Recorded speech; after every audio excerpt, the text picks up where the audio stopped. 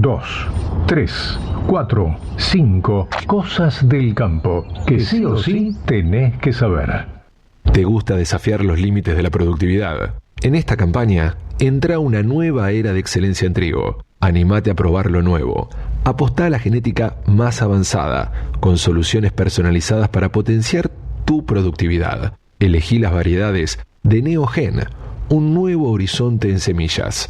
Accede a nuestros lanzamientos en trigo a través de www.sembraevolucion.com.ar. Sé que seguiremos juntos. A las 8 de la mañana, 13 minutos, arranco por la primera de las 5 cosas que pasaron esta semana. Una buena para el trigo. Se van a sembrar 150.000 hectáreas más de las que estaban previstas. Es una buena para el trigo, para los productores, para el gobierno seguramente también. Se acomodaron un poco algunas de las variables y ahora parece que el trigo que iba a quedar afuera de la cancha este año es menos de lo esperado.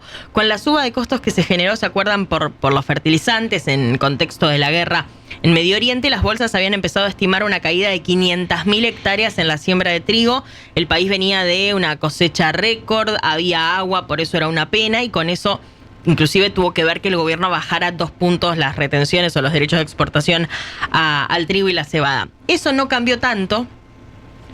La decisión del gobierno no cambió tanto esas variables, pero sí bajó el fertilizante. A ver, también hay que decirlo, no bajó ni el 30% de lo que había subido $500, bajó 150, pero el agua está dejando a muchas zonas perfectamente listas para sembrar y entre esa mejora del costo de los fertilizantes se terminaron devolviendo esta semana en el mapa del trigo unas 150.000 hectáreas. O sea que ya no va a caer en 500.000 de hectáreas la siembra, sino en 350.000 hectáreas. Esa información que daba esta semana la Bolsa de Comercio de Rosario. Igualmente vamos a estar lejos del último récord que estuvo alrededor de los 29 millones de toneladas. Ahora estamos hablando de 20 con toda la furia. Pero de todas maneras el panorama acaba de mejorar bastante en comparación con lo que se esperaba hace un mes, según la estimación que hace ya en plena siembra y con un avance y una velocidad de siembra furiosos, la verdad, la Bolsa de Rosario. Así que una buena para el trigo. Segunda cosa, y también acá entran los fertilizantes. ¿Se puede venir una ley que incentive el uso de fertilizantes pero con costo fiscal cero? Esta semana hubo muchos referentes del agro en la Cámara de Diputados porque hay un proyecto que busca que por ley los productores puedan deducir un 30% adicional de la inversión en fertilizantes en el impuesto a las ganancias. Hay que decir que esto no viene de la nada. Fertilizar, Asociación Civil ya viene advirtiendo que Argentina repone nada más entre el 32 y el 37% de los nutrientes que extraen los cultivos cuando se cosechan del suelo. Cada campaña es una de las tasas de reposición más bajas entre los principales países productores de granos del mundo. Decían, de hecho, en esa reunión esta semana en el Congreso, somos los peores en reposición. El caso más cercano y también más paradigmático es Brasil, acá al lado, que no solo repone, sino que nutre, le suma nutrientes al suelo. Bueno, aparece en ese contexto una iniciativa acá que la presenta el presidente de la Comisión de Agricultura en Diputados, que es Martín Ardoaín, que acá hemos charlado con él, y es la figura que evidentemente el PRO está poniendo de cara al campo, si queremos.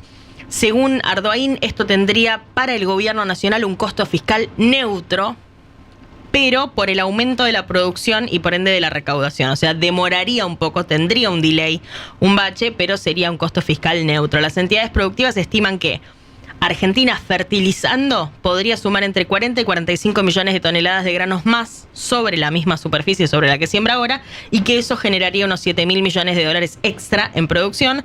Decían ahí algo que me parecía interesante, que es, si el suelo fuese una fábrica, está al 50% de capacidad ociosa. Bueno, esta semana se discutía ahí, primer paso para la discusión legislativa de esta ley, que hay que ver si el oficialismo banca o no banca, a pesar de lo que diga el PRO en este caso cuando presentó el proyecto sobre el costo fiscal neutro. Tercera cosa, acá metí varias, la verdad, hice trampa. Metí varias cosas que pasaron esta semana sobre un mismo tema, que es la cuestión de las semillas. Se publicó una desregulación que concretamente allana el camino para aprobar UPOV 91. Esta semana tenía la posibilidad de hablar con el segundo de Sturzenegger en el área de desregulación, con Alejandro Cacase, que es el secretario de Desregulación del Estado. Y nos contaba que efectivamente esta desregulación que hicieron esta semana, que se publicó el lunes en el boletín oficial, que tiene que ver con el tema patentes más bien, busca no cobrarle nada extra al productor, no toca a los productores en teoría, pero sí va a facilitar el mecanismo por el que las propias empresas pueden adquirir las patentes de tecnologías para eventos biotecnológicos y traerlos a la Argentina. Yo le preguntaba, ok, ¿esto tiene que ver?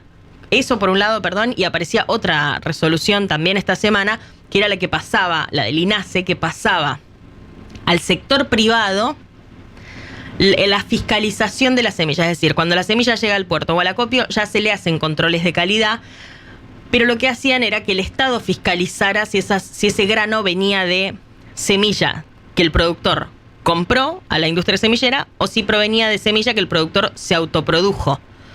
Bueno, ahora lo van a hacer los propios privados. En ese control que se hace en puertos o acopios debería salir la información. No es exactamente algo que agrade a los productores, tampoco es exactamente algo que agrade del todo a la industria. Sí les sirve bastante más, porque ahora los privados van a tener ese control y no van a tener que pasar tanto por el Estado para cobrarle en caso de que haga falta a un productor. El Estado recién va a intervenir al final de la cadena, si no logran ponerse de acuerdo en varios meses. Bueno, esa resolución es el camino allanado para aprobar UPOV 91. Esta semana me sorprendía porque es algo que el gobierno no venía diciendo tan claramente, que acá se confirma que el gobierno sí tiene la intención firme de aprobar UPOV 91. Porque sabemos que tiene la obligación, por el acuerdo comercial con Estados Unidos, de pasarla por el Congreso. Ahora, quieren aprobarla. También están dispuestos, confirmaba, a dar la discusión de una modificación de la ley de semillas, que es en algún punto lo que quieren los productores, las entidades de la producción, la 4 de la mesa de enlace, CREA y APRESID, que están sentados en esa mesa. El martes de esta semana el martes, una reunión entre todos esos actores, por primera vez entidades de la producción con la industria semillera y con el gobierno que quiere funcionar como nexo. Yo le preguntaba qué intereses tiene el gobierno en que esto salga, por qué le interesa tanto. Hay mucho lobby, y él me decía no, porque Argentina va a poder con esto cosechar más y traer más dólares a la Argentina, lisa y llanamente. Así que confirmaba que están trabajando en el consenso para aprobar UPOV 91 y modificar la ley de semillas. Cuarta cosa, yo lo decía temprano, los cítricos agrios vienen de un primer trimestre dulce en Argentina. Las exportaciones del complejo de cítricos agrios, que son básicamente los limones, crecieron 36% en valor y están alcanzando un récord de los últimos 20 años, según la propia Secretaría de Agricultura y confirmado por las entidades tipo Federcitrus, que nuclean a los productores y exportadores de limón. Argentina tiene el clúster de limones más importante del mundo. Es líder indiscutido en subproductos, lo que deriva del limón, el aceite, el jugo, la cáscara, en los que cubre entre el 65 y 70% de toda la demanda del mundo, imagínense, y 10% se destina nada más al consumo interno, el resto se vende afuera como fruta fresca. Bueno, en lo que va del año aumentó mucho la exportación por la baja de producción que están teniendo países como España, como Turquía, y se cree que se puede terminar el año con 20% más de exportación de frescos que el año pasado, que en 2025, había viajado lejos en el tiempo.